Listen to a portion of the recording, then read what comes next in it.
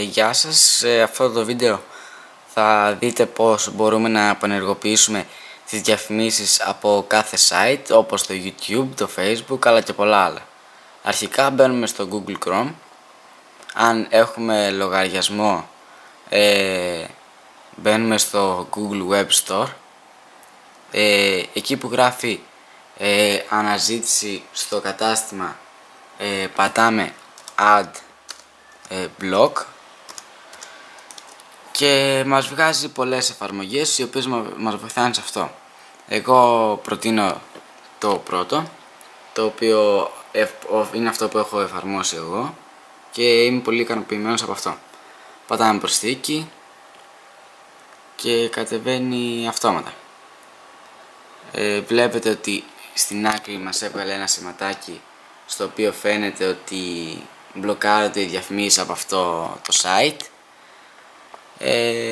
Εδώ βλέπετε το σηματάκι πλέον δεν έχει χρώμα, που σημαίνει ότι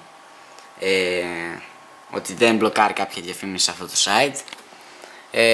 Πάμε για παράδειγμα στο YouTube, που ξέρουμε ότι πλέον έχουν βάλει πολλές διαφημίσεις.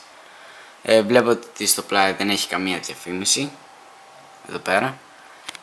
Αν πατήσουμε σε κάποιο βίντεο, ας πούμε στην τύχη τώρα, πατάμε YouTube, βλέπετε ότι εδώ όπως συνήθως είναι μας ταράζουν στις διαφημίσεις, δεν υπάρχει ούτε μία ούτε από πάνω συνήθως. Αν πατήσουμε και σε κάποιο βίντεο μπορούμε να δούμε πως ούτε από πάνω έχει διαφήμιση ούτε από εδώ πέρα.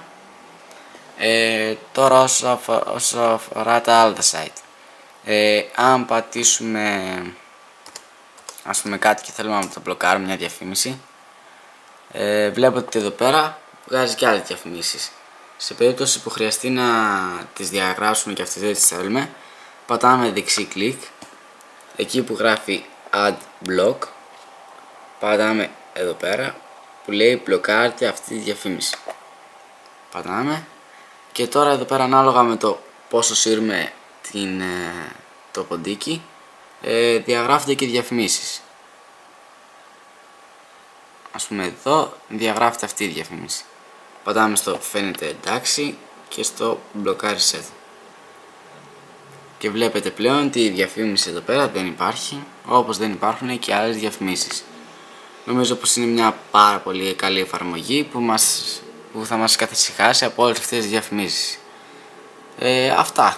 Αν θέλετε, περάστε την εφαρμογή γιατί είναι πολύ χρήσιμη.